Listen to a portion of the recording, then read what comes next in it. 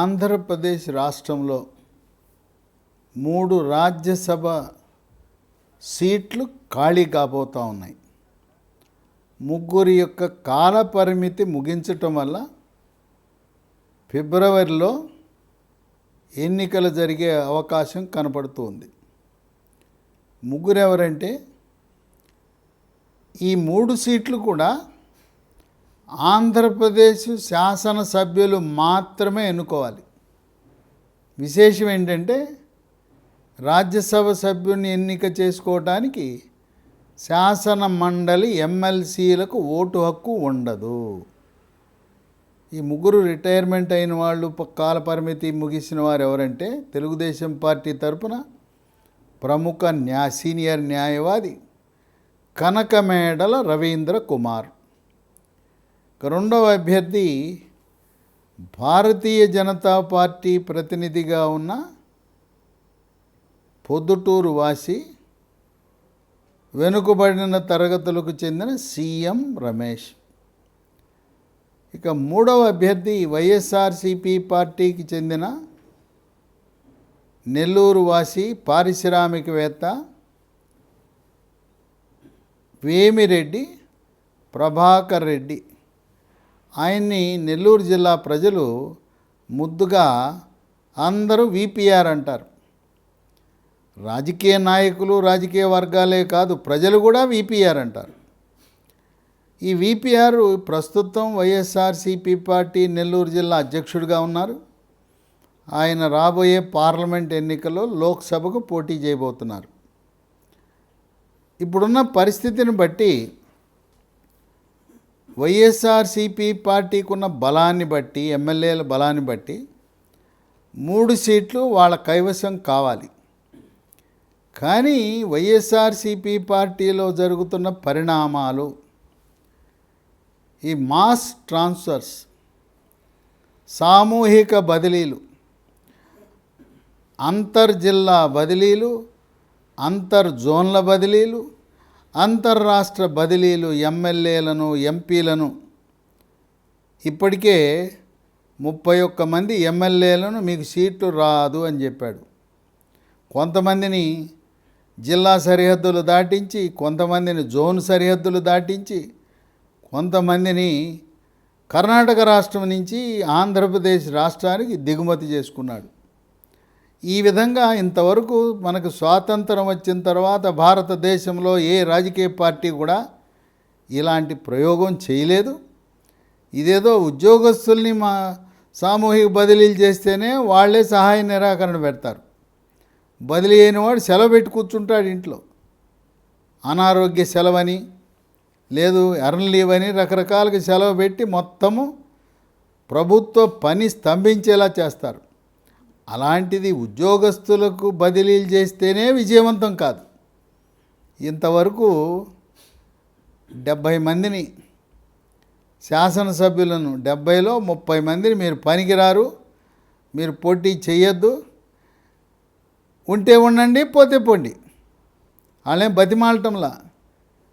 ఇదంతా నా వాళ్ళు గెలిచారు, నా పాదయాత్ర వాళ్ళు గెలిచారు, రేపు ఓట్లు వేసినా నన్ను చూసి ఓట్లేస్తారు, మీరేదో ఒక మనిషిని అక్కడ నిలబెట్టాలి కనుక నిలబెడుతున్నాను అనే ధోరణిలో ఉన్నాడు. కానీ ఇప్పుడు ఈ 30 మంది ఎమ్మెల్యేలకు వాళ్ళ భవిష్యత్తు ఏంటి?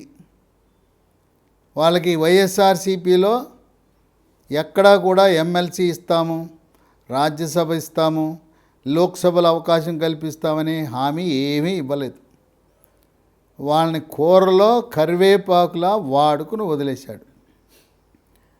ఇటువంటి తరుణంలో గతంలో శాసనసభ్యుల నుంచి ఎమ్మెల్సీ ఎన్నికలు జరిగినాయి.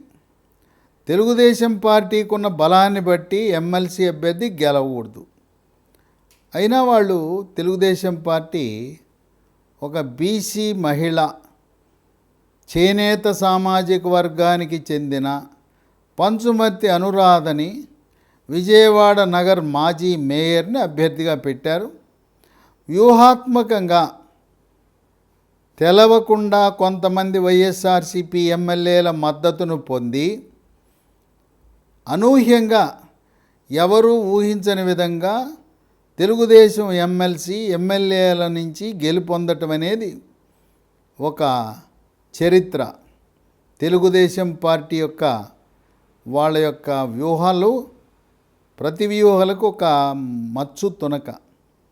చంద్రబాబు నాయుడు యొక్క ఆయన రాజకీయ క్రీడ ముందు జగన్మోహన్ రెడ్డి ఘోరంగా ఓటమి చెందాడు. ఇది పెద్ద షాక్ అయింది వైఎస్ఆర్సీపీ పార్టీకి. అనుమానంతో 4 ఎమ్మెల్యేలను సస్పెండ్ చేశారు. ఆ ఎమ్మెల్సీ ఎన్నికల సందర్భంగా డాక్టర్ ఉండవల్లి శ్రీదేవి తాడికొండ నియోజకవర్గం, వెంకటగిరి నియోజకవర్గం ఆనం రామనారాయణ రెడ్డి, నెల్లూరు రూరల్ కోటమరెడ్డి శ్రీధర్ రెడ్డి, ఉదయగిరి నియోజకవర్గం మేకపాటి చంద్రశేఖర్ రెడ్డి 4 సస్పెండ్ చేశారు. అక్కడ ఎవరు చూడలా. ఈ 4 వేసారా వేయలేదా తెలవదు, ఎవరు వేసారో ఎవరు వేయలేదో అది రహస్య బ్యాలెట్. అనుమానంతో ఈ 4 సస్పెండ్ చేసి 4 కూడా తెలుగుదేశం పార్టీకి దగ్గరయ్యారు. వాళ్ళు తెలుగుదేశం పార్టీ తరఫున త్వరలో లోక్సభకు శాసనసభకు కూడా పోటీ చేసే అవకాశాలు కనపడుతున్నాయి.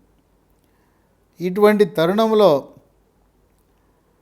సీనియర్ తెలుగుదేశం నాయకుడు, పాలిట్ బ్యూరో సభ్యుడు, మాజీ మంత్రి, మరి పార్టీలో గళమిప్పాడంటే దడదడలాడించే గోరంట్ల బుచ్చయ్య చౌదరి నిర్మోహమాటంగా ఉన్నదున్నట్టు చంద్రబాబు నాయుడు దగ్గర మాట్లాడే ఏకైక వ్యక్తిగా మనం గోరంట్ల బుచ్చయ్య చౌదరిని భావించవచ్చు. అంత ముక్కుసూటిగా ఉన్న వాస్తవాలు మాట్లాడే నాయకుడు ఆ తెలుగుదేశం పార్టీలో లేడనే చెప్పాలి. అలాంటి సీనియర్ నాయకుడు గోరంట్ల బుచ్చయ్య చౌదరి ఆయన ఒక ప్రకటన చేశాడు పత్రికాముఖంగా. ఆ ప్రకటన చేశాడంటే ఆయన సొంత వ్యక్తిగత ప్రకటన కాదు, పార్టీని సంప్రదించి చంద్రబాబు నాయుడిని సంప్రదించి చేసిన ప్రకటనే. ఇది ఒక రకంగా మనం తెలుగుదేశం పార్టీ అధికారిక ప్రకటనగా భావించాలి. మాతో 50 మంది వైఎస్ఆర్సీపీ ఎమ్మెల్యేలు టచ్లో ఉన్నారు. మేము గేట్లు తెరిస్తే మొత్తం బెలబెల రావడానికి సిద్ధంగా ఉన్నారు. వైఎస్ఆర్సీపీ ఎమ్మెల్యేలు మాకు ఫోన్ చేసి మీరు రాజ్యసభకి అభ్యర్థిని పెట్టండి, మేము ఎలాగో ఆ ఫ్యాన్ పార్టీకి దూరం జరిగాం, మమ్మల్ని కూరలో కరివేపాకులాగా చేసి మమ్మల్ని అవమానపరిచాడు, మా కోపం, పగ, ప్రతీకారం, కక్ష ఒక రాజ్యసభ అభ్యర్థిని వైఎస్ఆర్సీపీ ఫ్యాన్ అభ్యర్థిని ఓడించి మీకు మేలు చేస్తాం. మీరు గెలిచిన తర్వాత తెలుగుదేశం పార్టీ అధికారంలోకి వచ్చిన తర్వాత మా ప్రయోజనాలు కాపాడటానికి మీ వంతు సహాయం మాకు చేయండి అని వాళ్ళు ఫోన్లు చేసినట్టుగా బహిరంగంగా పత్రికా సమావేశం నిర్వహించి చెప్పడం జరిగింది. ఇదే విషయాన్ని చంద్రబాబు నాయుడు కూడా ప్రస్తావించడం జరిగింది. దీన్ని బట్టి చూస్తుంటే తెలుగుదేశం పార్టీ రాజ్యసభ అభ్యర్థిని పెడుతున్నారు. దీనికి 44 ఎమ్మెల్యేల మద్దతు కావాలి. వీళ్ళ దగ్గర ఉన్నది 23లో 4 వెళ్ళిపోతే 4 కలిశారు.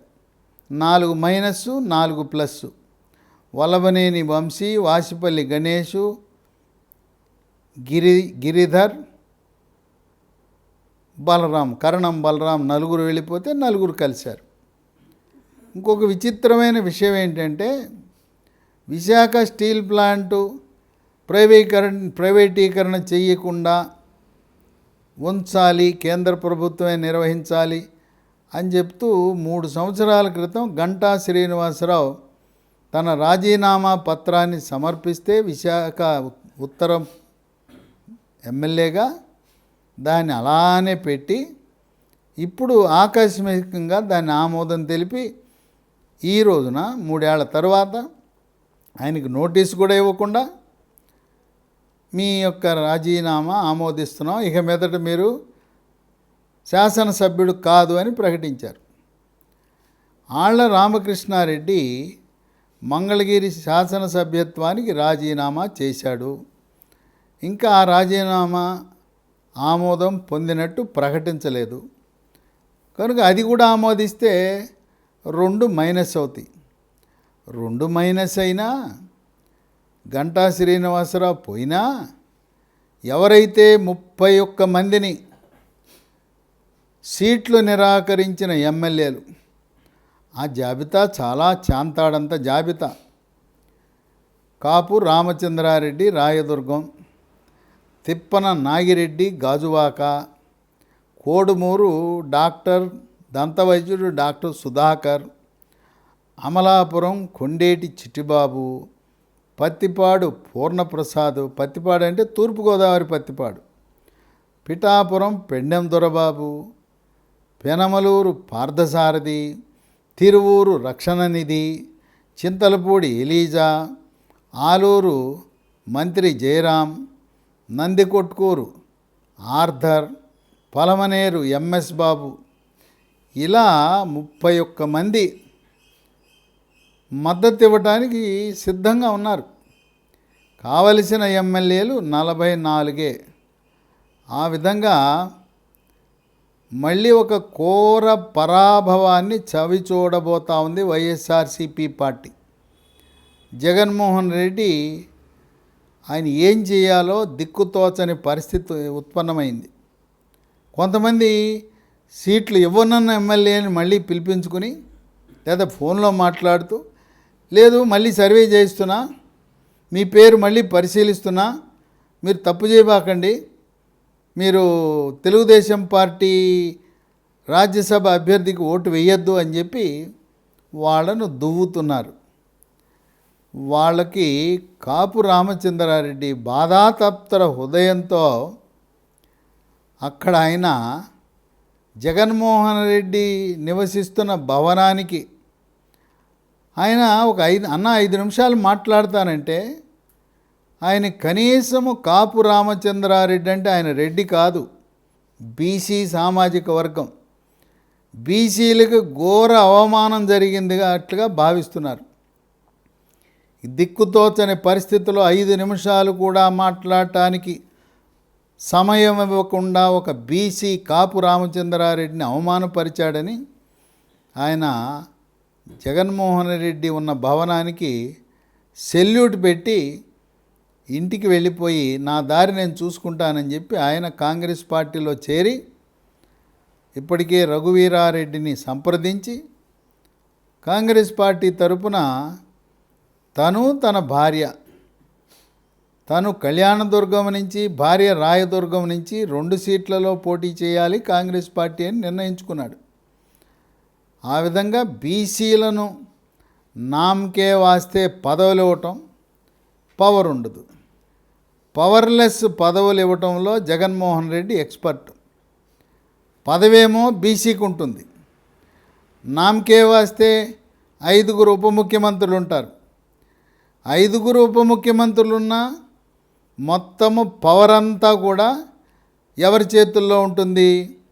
విజయసాయిరెడ్డి, వైవి సుబ్బారెడ్డి, సజ్జల రామకృష్ణారెడ్డి, వేమిరెడ్డి ప్రభాకర్ రెడ్డి, ఈ రెడ్డి సామాజిక వర్గంలో అధికారం అంతా దఖలుపరిచి ఎందుకు ఆ నామకే వాస్తే ఉప ముఖ్యమంత్రి, కాపు ఉప ముఖ్యమంత్రి, బీసీ ఉప ముఖ్యమంత్రి, ఎస్సీ ఉప ముఖ్యమంత్రి, ఎస్టీ ఉప ముఖ్యమంత్రి, ఎందుకు వాళ్ళ మాట ఎవ్వరూ పట్టించుకునే పరిస్థితే లేదు.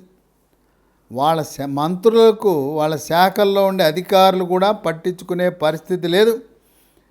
సీఎం కార్యాలయంలో ఉండే రెడ్డి సామాజిక వర్గానికి చెందిన అధికారులు వాళ్ళే ఈరోజు ప్రభుత్వాన్ని నిర్వహిస్తున్నారనే ఆరోపణలు ఎదుర్కొంటా ఉంది వైఎస్ఆర్సీపీ ప్రభుత్వం. ఇటువంటి తరుణంలో ఎన్ని బుజ్జగింపులు చేసినా ఈ 3వ రాజ్యసభ సీటుని వైఎస్ఆర్సీపీ పార్టీ కోల్పోవటము తథ్యమని చెప్పి రాజకీయ విశ్లేషకులు భావిస్తున్నారు. మరి ఇన్ని రాజకీయ పార్టీలు, ఇంత అనుభవం ఉన్న వాళ్ళు ఉన్నారు, జాతీయ పార్టీలు, ప్రాంతీయ పార్టీలు. ఏకంగా 151 ఎమ్మెల్యేలు గెలిస్తే 70 మందికి స్థానచలనం, 10 మంది ఎంపీలకు వాళ్ళ యొక్క భవిష్యత్తు ప్రశ్నార్థకం. ఎంపీగా పోటీ చేస్తే 7 నియోజకవర్గాల నుంచి గెలిస్తే తీసుకెళ్ళి ఒక నియోజకవర్గానికి పరిమితం చేయటం, ఎమ్మెల్యే గొప్ప. కొంతమందికి అసలు నీకు సీటే, నీకు అర్హత లేదంటాం. ఈ విధంగా 70 మంది ఎమ్మెల్యేలను, 10 మంది ఎంపీలను ఘోరంగా అవమానం చేసి, వీళ్ళు వివిధ సామాజిక వర్గాలకు చెందిన వాళ్ళు ఉన్నారు. వీళ్ళు ఎంత కాదన్నా వాళ్ళ అసెంబ్లీ నియోజకవర్గ పరిధిలో వాళ్ళ వల్ల 10,000 నుంచి 40,000 ఓట్లు వాళ్ళు వైఎస్ఆర్సీపీ పార్టీ ఓట్లు చీల్చగలరు. దీంట్లో ఈ సీట్లు రాని 31 మందిలో మెజారిటీ కాంగ్రెస్ పార్టీ తరపున పోటీ చేసి షర్మిల ఆధ్వర్యంలో ఈ కాంగ్రెస్ పార్టీ ఓట్లు ఎక్కడి నుంచి వస్తాయంటే వైఎస్ఆర్సీపీ పార్టీ. ఇవాళ వైఎస్ఆర్సీపీ పార్టీ ఏం కొత్తగా పుట్టుకొచ్చిందా? ఇది కాంగ్రెస్ పార్టీ నుంచి పుట్టిన పార్టీయే. తల్లి కాంగ్రెసు, పిల్ల వైఎస్ఆర్సీపీ పార్టీ. ఆ తానులో ముక్కే వైఎస్ఆర్సీపీ పార్టీ. కనుక ఎవరైతే కాంగ్రెస్ పార్టీని వీడి వాళ్ళకి రాజకీయ భవిష్యత్తు లేదు, ప్రజాదరణ లేదు, రాష్ట్రాన్ని నిలువునా చీల్చేసిన కాంగ్రెస్ పార్టీ, తెలుగు తల్లిని నిలువునా గొడ్డలు పెట్టి నరికిన కాంగ్రెస్ పార్టీ మీద బాధతో కాంగ్రెస్ పార్టీకి ఓటు వేయరని అవకాశవాదం కింద కాంగ్రెస్ నాయకులు, మాజీ మంత్రులు, ఎమ్మెల్యేలు, ఎమ్మెల్సీలు మొత్తం వైఎస్ఆర్సీపీ పార్టీలో చేరారు. ఈ రోజున వైఎస్ఆర్సీపీ పార్టీలో కొత్తగా రాజకీయాల్లోకి వచ్చిన వాళ్ళు కానీ ఇతర పార్టీల నుంచి వచ్చిన వాళ్ళు కూడా చాలా తక్కువ. ఇది కాంగ్రెస్ పార్టీ మొత్తం షిఫ్ట్ అయ్యి వైఎస్ఆర్సీపీలోకి వెళ్ళారు. కనుక కాంగ్రెస్ పుంజుకుంటే, 1% ఉన్న కాంగ్రెస్ పార్టీ పుంజుకుంటే నష్టము పూర్తిగా జరిగేది వైఎస్ఆర్సీపీ పార్టీకే. 2019 ఎన్నికల్లో తెలుగుదేశం పార్టీకి 39% ఓట్లు, వైఎస్ఆర్సీపీకి 49% ఓట్లు వస్తే ఆ 10% ఇప్పుడు కాంగ్రెస్ పార్టీ బలం పుంజుకోవటం వల్ల 1% ఉన్న కాంగ్రెస్ 10% ఓట్లు సాధిస్తే ఆ మొత్తం ఓట్లన్నీ కూడా వైఎస్ఆర్సీపీ పార్టీ నుంచే నష్టపోతారు.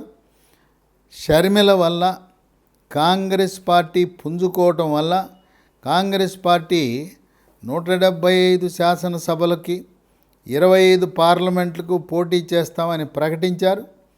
24 జనవరి నుంచి దరఖాస్తులు జాతీయ కాంగ్రెస్ ప్రధాన కార్యదర్శి, ఆంధ్రప్రదేశ్ రాష్ట్ర కాంగ్రెస్ వ్యవహారాల ఇన్ఛార్జ్ మాణిక్యం ఠాకూర్ ఆయన దరఖాస్తులు తీసుకోవడం ప్రారంభించాడు. ఎమ్మెల్యే సీట్లకు, ఎంపీ సీట్లకు. ఆ విధంగా 175 సీట్లు, 25 లోక్సభ సీట్లు పోటీ చేస్తే పూర్తి నష్టం జరిగేది జగన్మోహన్ రెడ్డికి. అందువల్ల ఈ 31 మంది ఎమ్మెల్యేలు సీట్లు తిరస్కరించడం జగన్మోహన్ రెడ్డి ఊహించలా.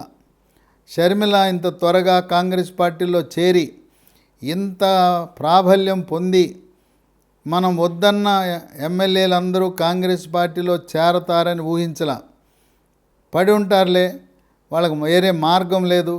జనసేన, తెలుగుదేశం, బీజేపీ వాళ్ళన్ని నియోజకవర్గాల్లో ఫుల్ ఉన్నాయి, ఖాళీలు లేవు, కనుక వాళ్ళ దగ్గరికి రానివ్వరు. ఈ వైఎస్ఆర్సీపీ పడి ఉంటారులే, ఆ నియోజకవర్గంలో సీటు ఇవ్వకపోయినా అక్కడే ఉంటారులేని.